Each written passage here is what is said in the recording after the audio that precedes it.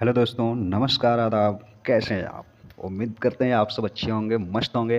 तो आइए आज के इस वीडियो में हम आप सबके लिए लेकर के हाजिर हैं बिहार बोर्ड क्लास 10th के हिंदी के पहले चैप्टर के मोस्ट इंपॉर्टेंट ऑब्जेक्टिव क्वेश्चन। यानी कि यहाँ पे आप लोग देख सकते हैं, पहले चैप्टर का नाम है श्रम विभाजन और जाति प्रथा, और इसी चैप्टर के जितने भी ऑब्जेक्टिव हैं हम लोग आज के इस वीडियो में सॉल्व करने वाले हैं। तो आप सभी इस वीडियो में शुरू से लेकर के अंत तक बने रहिएगा। और चलिए बिना टाइम वेस्ट किए वीडियो को स्टार्ट करते हैं। लेकिन रुको भाई साहब, कहाँ जा रहे हो? पहले चैनल को सब्सक्राइब तो कर लो। चैनल को सब्सक्राइब कर लो और बेल आइकन को क्लिक कर लो यदि आप लोग इस चैनल पर पहली बार आए हैं तो, क्योंकि इस चैनल पे आपको बहुत सारे इंपॉर्टेंट वीडियो प्रोवाइड किए जाते हैं। तो बहुत इंपॉर्टेंट है। चलिए स्टार्ट करते हैं। आज के इस वीडियो का सबसे पहला प्रश्न है आप लोग के सामने, श्रम विभाजन और जाति प्रथा के लेखक कौन हैं? चार ऑप्शन है। डॉक्टर राम मनोहर लोहिया हैं, भीमराव अम्बेडकर हैं, महात्मा गांधी हैं, या फिर डॉक्टर संपूर्णानंद हैं। तो आप लोग को भी पता है भाई साहब, ये ऑप्शन नंबर बी में छुपा हुआ है। भीमराव अम्बेडकर जो है option number B right answer हो जाएगा। श्रम विभाजन और जाति प्रथा पाठ के जो लेखक हैं Bhimrao Ambedkar, right answer. Next question है आप लोग का, डॉक्टर भीमराव अम्बेडकर के पिताजी का नाम क्या था? चार ऑप्शन दिया गया है। रामदेव सकपाल, रामजी सकपाल, रामकिशन सकपाल, राधे राम सकपाल। तो भाई साहब ये तो बच्चे बच्चे को पता है, डॉक्टर अम्बेडकर के पिताजी का नाम जो है रामजी सकपाल है। आप कहाँ घूम रहे हो? ऑप्शन नंबर बी को टिक मारो और आगे निकलो।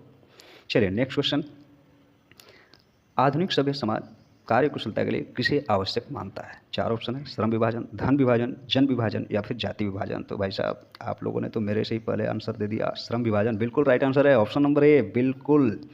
तो ऑप्शन नंबर ए को टिक करते हैं और आगे बढ़ जाते हैं। नेक्स्ट क्वेश्चन है आपका, जाति प्रथा भारत में बेरोजगारी का एक डॉट डॉट डॉट कारण बनी हुई है।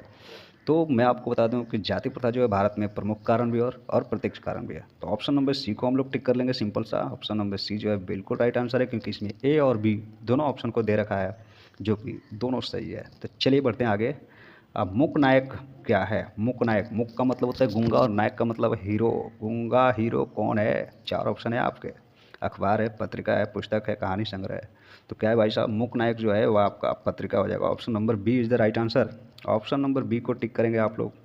और नेक्स्ट बढ़ते हैं हम लोग, डॉक्टर भीमराव अम्बेडकर की मृत्यु कब और कहाँ पे हुई थी? 1956 दिल्ली में, 1957 मध्य प्रदेश, 1958 वाराणसी, या फिर 1959 बिहार में।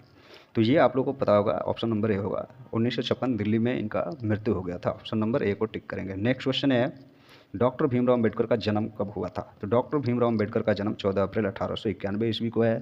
और ये कौन सी भूलने वाली बात है, ये तो सबको पता है ना। डॉक्टर भीमराव अम्बेडकर का जन्म 14 अप्रैल 1891। नेक्स्ट क्वेश्चन है आपका, अम्बेडकर की दृष्टि में भाईचारे का वास्तविक रूप कैसा होता है? तो भाई साहब अम्बेडकर की दृष्टि में भाईचारे का जो वास्तविक रूप है दूध और पानी का मिश्रण की तरह। ऑप्शन नंबर बी को करेंगे टिक, क्योंकि यही राइट आंसर आपका।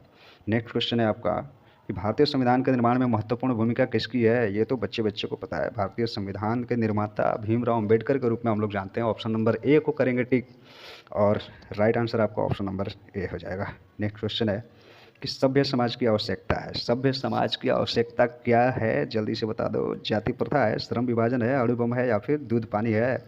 अरे मन में गुदगुदी हो रही है, आंसर तो पता है पहले से ही। Option number B right answer है आप लोग का, श्रम विभाजन। सभ्य समाज की आवश्यकता जो है श्रम विभाजन है। ऑप्शन नंबर बी को टिक कर दिया हमने। और ये अगला क्वेश्चन है आप लोगों के लिए, प्राथमिक शिक्षा प्राप्त करने के बाद अंबेडकर उच्चतर शिक्षा प्राप्त करने के लिए कहाँ पे गए थे? इटली, दक्षिण अफ्रीका, न्यूयॉर्क, या फिर दक्षिण कोरिया? ये भी याद है क्या आप लोग को? मुझे तो पता था, ये भी याद है। ऑप्शन नंबर सी को टिक कर लेंगे आप लोग, न्यूयॉर्क में गए थे।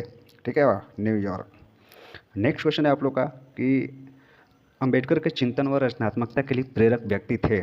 ऑप्शन नंबर ए में दिया गया बुद्ध, ऑप्शन नंबर बी में कबीर, ऑप्शन नंबर सी में ज्योतिबा फुले, और ऑप्शन नंबर डी में इनमें से सभी।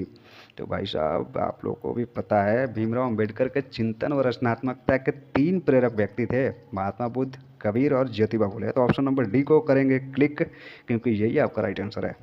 नेक्स्ट क्वेश्चन जो है आपका, जाति पाति तोड़क मंडल भाषण लाहौर में कब हुआ था? तो भाई साहब जाति पाति तोड़क मंडल लाहौर में जो भाषण हुआ था 1936 ईस्वी में हुआ था। आपका ऑप्शन नंबर सी हो जाएगा राइट आंसर। नेक्स्ट ये है आपका, श्रम विभाजन और जाति प्रथा क्या है? यहाँ पे क्या है पूछने का मतलब यह है कि यहाँ पे पाठ की विधा पूछी जा रही है। तो पाठ की विधा जो है निबंध है। Option number T. Option number T कहाँ है भाई साहब? ऑप्शन नंबर सी है ना। ऑप्शन नंबर सी को करेंगे टिक। चलिए नेक्स्ट क्वेश्चन है आपका, निम्नलिखित रचनाओं में से कौन सी रचना डॉक्टर अंबेडकर की है? निम्नलिखित में जो रचनाएं हैं, चार रचनाओं के नाम दिए गए हैं, हालांकि वैसे 3 ही दिए गए हैं और यहाँ पे ऑप्शन नंबर डी में दिया गया इनमें से सभी। तो आप लोगों को पता है कि the caste in India, Ambedkar कृष्ण है। The untouchables who are they, Ambedkar कृष्ण है। हु आर सुधराज, अम्बेडकर कृष्ण है। तो सिंपल सा ऑप्शन नंबर डी पे करेंगे क्लिक, क्योंकि ये आपका राइट आंसर हो जाएगा, option number D. Next question है आप लोग का कि आधुनिक सभ्य समाज श्रम विभाजन को आवश्यक क्यों मानता है? क्यों मानता है भैया? कार्य कुशलता के लिए आधुनिक सभ्य समाज जो है श्रम विभाजन को आवश्यक मानता है कार्य कुशलता के लिए। ऑप्शन नंबर ए आपका हो जाएगा राइट आंसर। नेक्स्ट क्वेश्चन, श्रम विभाजन और जाति प्रथा पाठ बाबा साहेब के किस भाषण का संपादित अंश है? तो भाई साहब ये तो याद रखना जरूरी है, एनाहिलेशन ऑफ कास्ट हो जाएगा, ऑप्शन नंबर सी में दिया गया आप लोग का बिल्कुल right answer. Next question, Ambedkar के भाषण एनाहिलेशन ऑफ कास्ट को हिंदी में रूपांतर किसने किया था, यानी कि हिंदी में अनुवाद किसने किया था? भाई साहब ऑप्शन नंबर ए में है ललई सिंह यादव, और यही आपका राइट आंसर है। तो ऑप्शन नंबर ए को करेंगे टिक। बढ़ते हैं नेक्स्ट क्वेश्चन की तरफ। ये आपका पूछा जा रहा है कि अंबेडकर का जन्म किस परिवार में हुआ था? भाई साहब इससे कोई इजी क्वेश्चन आएगा भी नहीं, देख लो ऑप्शन नंबर सी को आप लोग टिक कर लेंगे, ऑप्शन नंबर सी आपका राइट आंसर है, करेक्ट आंसर। और ये अगला क्वेश्चन है आप लोग के सामने, लेखक को इस युग में कहाँ पर विडंबना दिखाई दिया? कहाँ पे विडंबना दिखाई दिया? जातिवाद में, नारीवाद में, निर्विवाद में, परिवारवाद में? कहाँ पे दिखाई दिया भाई साहब? जातिवाद में। लेखक को इस युग में जातिवाद में ही विडंबना दिखाई दिया, ऑप्शन नंबर ए आपका राइट आंसर है। नेक्स्ट क्वेश्चन है, डॉक्टर अंबेडकर के माता का नाम क्या था? डॉक्टर अंबेडकर के माता का नाम था भीमाबाई, ऑप्शन नंबर डी यहाँ पे राइट आंसर हो जाएगा, करेक्ट। चलिए आगे बढ़ते हैं अगले क्वेश्चन की तरफ। और यहाँ पे पूछा गया है कि डॉक्टर अंबेडकर ने पीएचडी की उपाधि कब धारण की थी? 1920 ईस्वी, 1918, 1916 या फिर 1914 ईस्वी? तो आप लोग का आंसर जो हो जाएगा 1916 ईस्वी हो जाएगा। 1916 ईस्वी में डॉक्टर अंबेडकर ने पीएचडी की उपाधि धारण की थी, correct answer, option number C. Next question है आपका, लेखक की दृष्टि में विडंबना की बात क्या है? तो लेखक की दृष्टि में विडंबना की बात यही है कि जातिवाद के पोषकों की कमी नहीं है, जो कि ऑप्शन नंबर ए में दिया गया है। तो आपका राइट आंसर हो जाएगा ऑप्शन नंबर ए।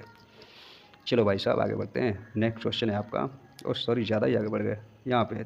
ये नेक्स्ट क्वेश्चन है आपका कि लेखक की दृष्टि में आदर्श समाज कैसा होना चाहिए? लेखक की दृष्टि में आदर्श समाज कैसा होना चाहिए? तो भाई साहब जिसमें स्वतंत्रता, समता और भ्रातृत्व का भाव हो, यही आपका आदर्श समाज का वास्तविक रूप है। चलिए, तो आदर्श समाज है जिसमें स्वतंत्रता, समता और भ्रातृत्व का भाव हो, ऑप्शन नंबर ए में दिया गया है, यही आपका राइट आंसर है। नेक्स्ट क्वेश्चन है आपका, लेखक बेरोजगारी का प्रमुख और प्रत्यक्ष कारण किसे मानते हैं? अशिक्षा को, जनसंख्या को, जाति प्रथा को, उद्योग धंधों में कमी को? तो यहाँ पे हो जाएगा ऑप्शन नंबर सी, जाति प्रथा को ही प्रमुख और प्रत्यक्ष कारण मानते हैं, ऑप्शन नंबर सी बिल्कुल राइट आंसर। नेक्स्ट क्वेश्चन है आपका, the caste in India their mechanism किन की रचना है? तो भाई साहब ये तो अपने को भी पता है ना, तो सबको पता है, ऑप्शन नंबर ए हो जाएगा correct answer, option number A को करेंगे टिक। ये रहा आपका अगला प्रश्न, कह रहा है कि आर्थिक पहलू से भी जाति प्रथा है।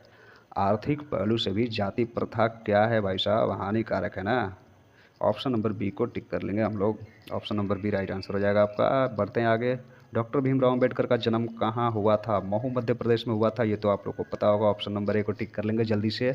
और फटाफट से बढ़ जाते हैं अगले क्वेश्चन की तरफ।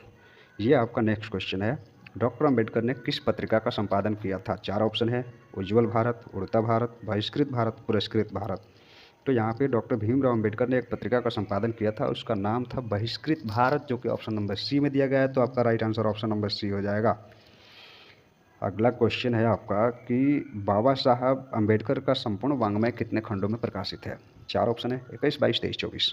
तो आप लोग को पता है कि बाबा साहेब अंबेडकर का संपूर्ण वाङ्मय जो है 21 खंडों में प्रकाशित है। तो आपका राइट आंसर हो जाएगा ऑप्शन नंबर ए। और यहाँ पे पहले चैप्टर का सारा क्वेश्चन जो है कंप्लीट होता है, और आप लोगों ने बहुत सही जवाब दिया है। मिलते हैं अगली वीडियो में, तब तक के लिए थैंक यू।